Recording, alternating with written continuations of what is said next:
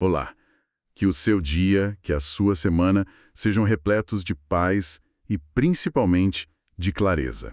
E clareza é o que a gente vai precisar, porque hoje vamos mergulhar no material que, nossa, vai no coração de uma das maiores discussões da teologia. A gente está com um trecho do livro Eleitos Mais Livres, do Norman Geisler. E a nossa missão aqui é entender os argumentos dele para uma pergunta que parece simples, mas não é.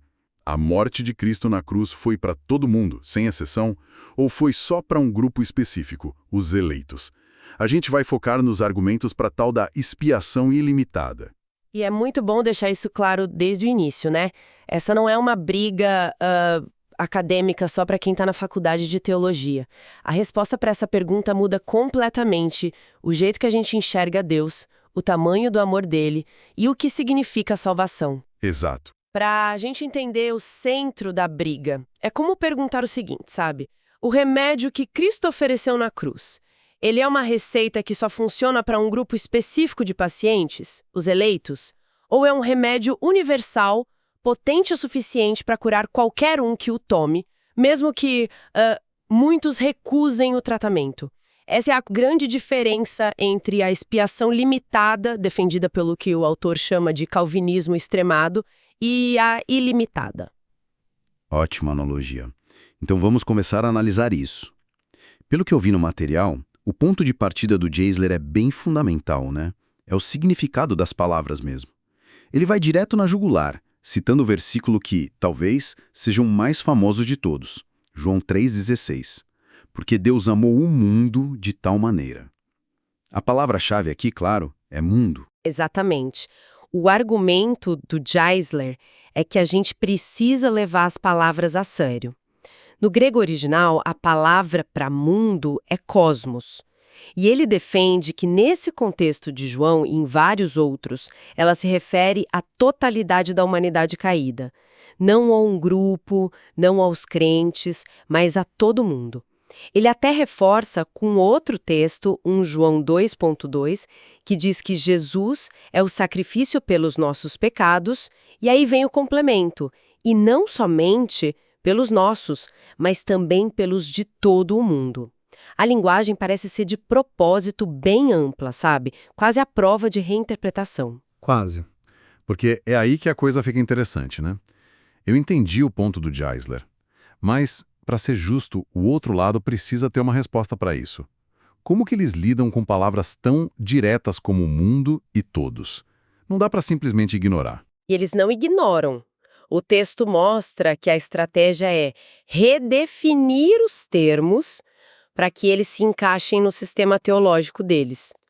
Nessa visão, a palavra mundo, em João 13,16, não significaria toda a humanidade, mas sim os eleitos espalhados por todo o mundo. E a palavra todos não seria todas as pessoas, mas todos os tipos de pessoas, ou seja, eleitos de todas as nações, de todas as tribos. Ah, tá. Entendi. É uma manobra de interpretação. Mas o Geisler não parece muito convencido com essa manobra pro que eu li aqui. E critica essa abordagem de forma bem dura, na verdade. Ele chega a citar a interpretação de John Owen, que foi um teólogo calvinista histórico super respeitado, para João 3,16. Owen teria lido o versículo assim: Deus amou tanto seus eleitos em todo o mundo. Geisler chama isso de uma nova tradução chocante, porque, na visão dele, isso não é interpretar, é adicionar palavras que não estão ali, é reescrever o texto para ele caber na sua teologia. Uau, chamar de tradução chocante é bem forte. O argumento dele, então, é que se o autor quisesse dizer os eleitos ou alguns, o grego tinha palavras para isso, né? A escolha por mundo e todos foi de propósito para significar, o mundo todo. Cosmos é bem consistente. Por exemplo, em João 1,10, diz que Cristo estava no mundo, mas o mundo não o conheceu. Claramente, esse mundo que não o conheceu não podem ser só os eleitos, né? É a humanidade em geral. Para Geisler, a evidência das palavras é esmagadora. Ok. O argumento sobre as palavras mundo e todos é forte. Mas o Geisler parece que sobe a aposta, né? ele encontra um versículo que parece ser a bala de prata dele contra a ideia de que a expiação foi só para os salvos. Exato. Ele vai para 2 Pedro, capítulo 2, versículo 1. E aqui o argumento deixa de ser sobre o tamanho do convite e passa a ser sobre para quem a conta foi paga. E a resposta que ele encontra lá é, no mínimo, desconfortável para a visão oposta. O texto fala sobre falsos mestres que vão surgir introduzindo heresias e aqui que vem o ponto, eles negam o soberano que os resgatou, trazendo sobre si mesmos repentina destruição. Peraí, deixa eu processar isso. O texto está dizendo que Cristo resgatou pessoas que são descritas como falsos mestres e que estão indo para a destruição. Isso parece quebrar toda a lógica do outro lado, que diz que todo mundo por quem Cristo morreu vai ser salvo. Como alguém pode ser resgatado e ainda assim se perder? Essa é a tensão explosiva que o Geisler aponta. O texto de Pedro não deixa dúvida nenhuma sobre o destino dessas pessoas. Elas são chamadas de ímpias, comparadas a cães que voltam ao vômito, destinadas à escuridão. Não existe a menor chance de que sejam os eleitos. E, mesmo assim, o texto afirma categoricamente que o soberano, que Geisler argumenta ser Cristo, os resgatou. E como ele defende que essa palavra resgatou significa mesmo a morte na cruz? E aqui Geisler faz algo que eu acho fascinante. Ele vai na cena do crime linguística, sabe? Ele pega a palavra grega usada ali, que é agorazo. E ela não é uma palavra vaga, ela vem direto do mercado, da praça pública, a ágora. Significa literalmente comprar algo no mercado. Então o texto está dizendo que Cristo comprou no mercado pessoas que no fim se perderam. Isso cria uma tensão gigantesca para a visão da expiação limitada. Comprar no mercado. Nossa, essa imagem é muito poderosa. Então a palavra em si já carrega um sentido comercial, de pagamento de um preço. Exatamente. E o Geisler mostra que, em todo o Novo Testamento, quando a agorazo é usada para redenção espiritual, ela sempre se refere ao sacrifício de Cristo. Textos como 1 Coríntios 6:20, vocês foram comprados por alto preço, usam essa mesma raiz. Ele conclui que o ônus da prova está com quem quiser argumentar que justamente nesse versículo de 2 Pedro, a palavra de repente muda de sentido e passa a significar outra coisa. Ok, deixa eu ver se eu entendi o argumento de 2 Pedro. Basicamente é: 1, Cristo comprou esses falsos mestres. 2, esses mestres estão, sem dúvida, condenados. 3, a conclusão então é que Cristo pagou o preço por pessoas que, no fim, não serão salvas. É isso? Exatamente isso. Você resumiu perfeitamente o silogismo. E é por isso que esse versículo é um campo de batalha teológico tão intenso. Ele parece forçar uma conclusão que abala um dos pilares da outra teologia. Certo. Então, a gente tem o argumento do vocabulário e esse caso explosivo dos falsos mestres. Mas e a intenção, o coração de Deus por trás de tudo? Como o Geisler lida com o desejo de Deus? Porque alguém poderia argumentar que, mesmo que a oferta seja ampla, a intenção real era só para os eleitos. Excelente ponto. E ele antecipa isso ao analisar o desejo explícito de Deus. É a nossa próxima parada. Ele cita passagens que são muito diretas, como 1 Timóteo 2,4, que diz que Deus deseja que todos os homens sejam salvos, e também 2 Pedro 3,9, que afirma que ele é paciente e não quer que ninguém pereça, senão que todos cheguem ao arrependimento. O que levanta a pergunta óbvia, né? Se Deus é todo-poderoso e ele deseja que todos se salvem, por que não são todos salvos? Exato.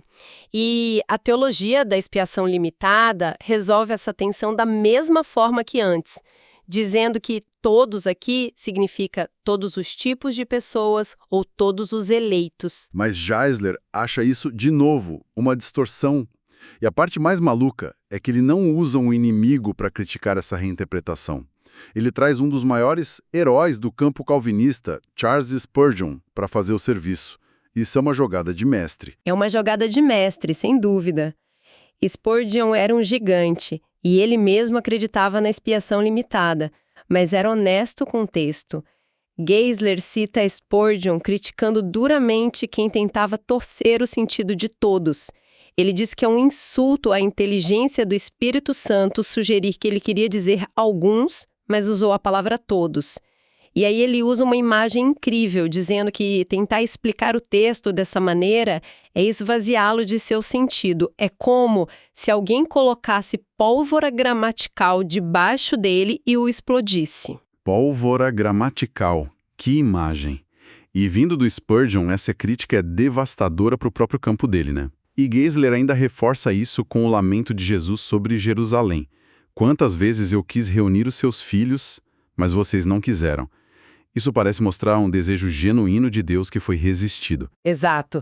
Para Geisler, a leitura mais natural desses textos indica que a barreira para a salvação não é uma limitação no amor de Deus, ou um decreto que exclui a maioria.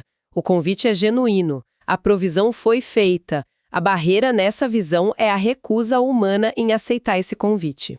Certo, tudo isso nos leva a um ponto crucial. O texto de Geisler menciona um dilema lógico que os defensores da expiação limitada usam para encurralar quem pensa diferente, e sinceramente parece muito convincente. Tipo, ou a morte de Cristo falhou para milhões, porque ele morreu por eles e eles não foram salvos, ou ela nunca foi para eles.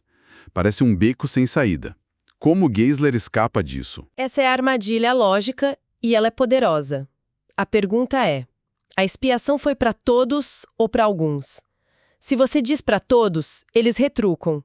Então, por que nem todos são salvos? Isso é universalismo. Se você diz para alguns, para evitar o universalismo, você acaba de admitir que a expiação é limitada. É um checkmate aparente. E qual é a saída? Como ele abre essa terceira porta que eu não estou vendo? Ele argumenta que isso é um falso dilema. A armadilha só funciona porque a premissa assume que a expiação tinha um único propósito: salvar automaticamente todos por quem foi feita. Geisler propõe uma terceira via que desfaz o dilema ao sugerir que a expiação teve, na verdade, um duplo propósito. Um duplo propósito. Então a solução dele é basicamente dizer que a cruz tem dois modos de operação, por assim dizer? Exatamente.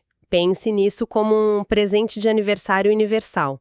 Geisler diria que Deus enviou um convite de festa para todo o planeta. O convite é real, a festa está pronta, a comida está na mesa para todos.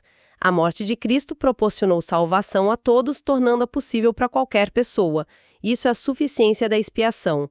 O convite foi para a humanidade inteira. Agora eu estou começando a ver a terceira porta. O convite foi para todos. Sim, mas só quem de fato abre o envelope, confirma a presença e vai à festa que come o bolo.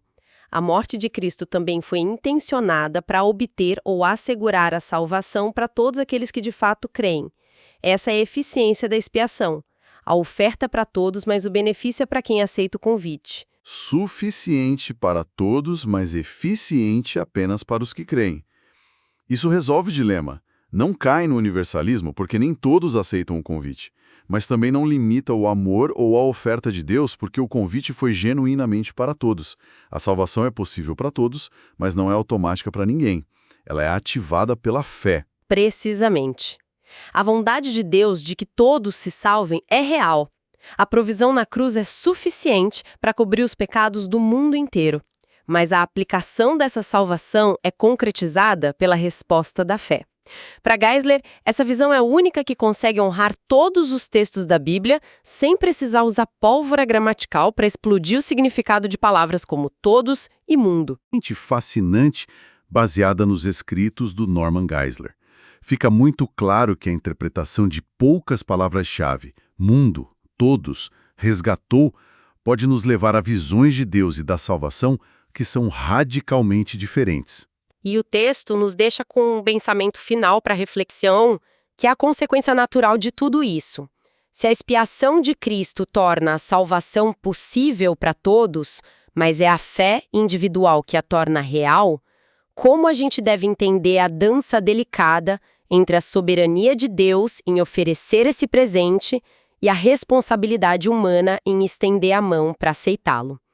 A conversa sobre a graça e o livre-arbítrio é o próximo passo lógico. E esse é um tema para a gente continuar pensando.